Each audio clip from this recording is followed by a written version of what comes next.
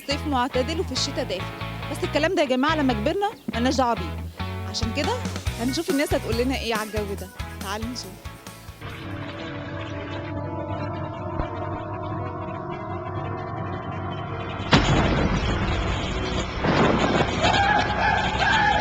تستحمي كم مره؟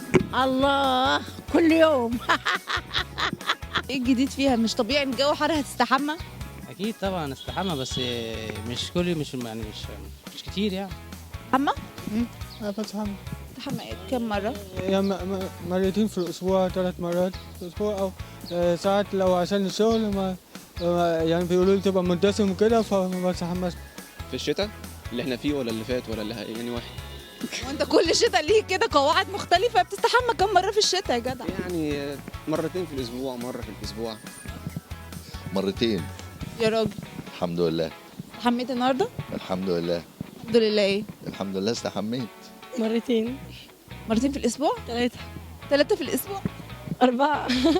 وعليا 5. اخر كلام. آخر كلام 3. 3 في الاسبوع. مش حاسه انت معفنه؟ لا. بما انك النص الحلو في حياتك. حلوة ايه؟ معفنة اهو. أكيد. كم مره بذمتك كده من غير ما تجاملي نفسي؟ 3. 3 مرات في الاسبوع. ممكن 4. في حد عندك في العيله او تعرفه من اصدقائك ما بيستحماش؟ لا الحمد لله، عيلتنا كلها نظيفة واصحابي كلهم نضاف. الميه والشاور والشامبو في الصيف كفايه للحموم ولا محتاج مثلا ميه نار او اي حاجه تانية؟ مش محتاجين مية نار والله، احنا محتاجين قنبلة هيروشيما بس. اشمعنى يعني الشاور هيبقى ناعم لطيف هو ده اللي احنا عايزينه. مش هيقتل الميكروب؟ لا، في صابون تاني برضه كده حلو. صابون بريحه؟ لا لا، في صابون تاني كده.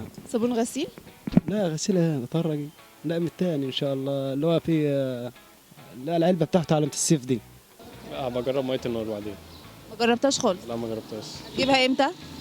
وانا مروح في الطريق كده لو لقيت حد بيبيع عجبه. في حد قال لك قبل كده استحمي؟ لا، دي حاجة يعني حاجة طبيعية، الواحد بيحتاج يستحمى في أي وقت. لا ما اعتقدش تحصل. بتبيني لهم انت مستحميه؟ انا مش لازم ابين قدام الشخص ان انا مستحميه ولا لا، كفايه ان انا عارفه نفسي ان انا مستحميه. في مره اتضربتي وانت صغيره عشان تستحمي؟ كتير. كنت مش بتحبي تستحمي ليه؟ لا مش بحب استحمى، بس الجو بيبقى برد كده. كنتش بتحبي تستحمى ليه؟ انت ما اعرفش، انا بخاف يعني. خاف من الميه؟ الشامبو يعني. انت بتستحمى بايه بقى؟ الشامبو بس؟ اه. وده يقضي على الميكروب؟ ايوه يعني. استحمى بغموس، انما احنا بنستحمى على الناشف. مفيش رجالة. هو كله. قلتي ايه؟ يعني في ناس بتستحمى بغموس، الراجل بيبقى معاها تصبح تستحمى. انما احنا مفيش راجل يعني.